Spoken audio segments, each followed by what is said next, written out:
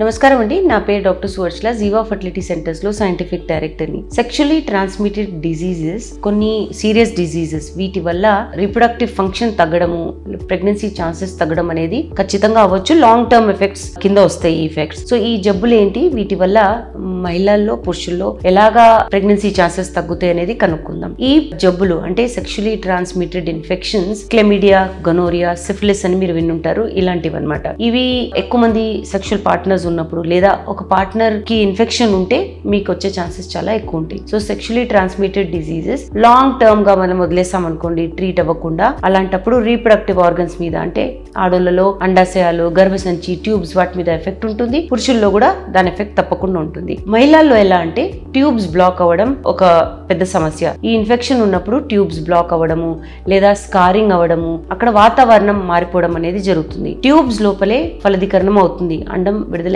తర్వాత అక్కడ కణాలు ఉంటే ఫలదీకరణం అనేది ట్యూబ్స్ లో జరుగుతుంది. అక్కడే పిండం డెవలప్ అవుతూ 5వ రోజు 6వ రోజు గర్భసంచిలోకి చేరుతుంది. సో ట్యూబ్స్ బాగుండడం చాలా ఇంపార్టెంట్. అక్కడ వాతావరణం మెయింటైన్ అవ్వడం చాలా ఇంపార్టెంట్. ఈ సెక్షువల్లీ ట్రాన్స్మిటెడ్ డిసీజెస్ వల్ల ట్యూబ్స్ లో మార్పులు వస్తాయి. దీనివల్ల సక్సెస్ రేట్ తగ్గుతుంది. ఇదే కాదు, గర్భసంచిలో కూడా ప్రాబ్లమ్స్ రావచ్చు. ఇన్ఫెక్షన్స్ వల్ల, స్కారింగ్ అవ్వడం వల్ల అక్కడ రక్త ప్రవాహం తగ్గి పిండం తయారైనా అక్కడ అతకపోవడం అనేది జరుగుతుంది. దాంతో ప్రెగ్నెన్సీ ఛాన్సెస్ తగ్గుతాయి. ఈ ఇన్ఫెక్షన్స్ ఉండడం వల్ల సర్వైకల్ మ్యూకస్ అంటే సర్విక్స్ లో కూడా మార్పులు వస్తాయి. అలాంటప్పుడు ఇంటర్కోర్స్ పెయిన్ఫుల్ ఉండడము, అక్కడ లూబ్రికేషన్ ఉండకపోవడం అనేది జరుగుతుంది. Painful intercourse, painful periods, pain continuous గా ఉండడం అనేది సెక్షువల్లీ ట్రాన్స్మిటెడ్ డిసీజెస్ వల్ల అవ్వచ్చు. సో వీటన్నిటి వల్ల లేదా ఈ కారణాల్లో కొన్ని ఉన్నా గానీ సక్సెస్ రేట్ అనేది, ప్రెగ్నెన్సీ అనేది తగ్గిపోతుంది. పురుషుల్లో ఏంటంటే ఎపిడిడిమైటిస్ అని, ప్రాస్టైటిస్ అని, సో ఇలాంటివన్నీ కాకుండా క్లెమిడియా, గొనోరియా ఇవన్నీ కూడా అవుతాయి అనమాట. ఇవైనప్పుడు కూడా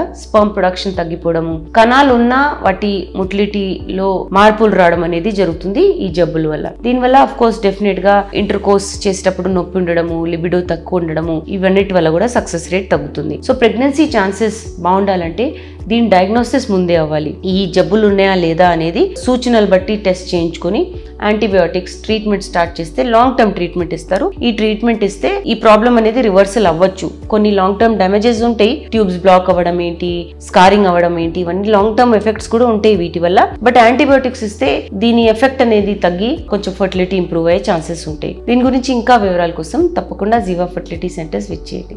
చాలా థ్యాంక్స్ అండి మా వీడియోస్ చూస్తున్నందుకు. మరిన్ని ఇలాంటి ఇంట్రెస్టింగ్ వీడియోస్ కోసం మా ఛానల్ని తప్పకుండా సబ్స్క్రైబ్ చేయండి. Thank you.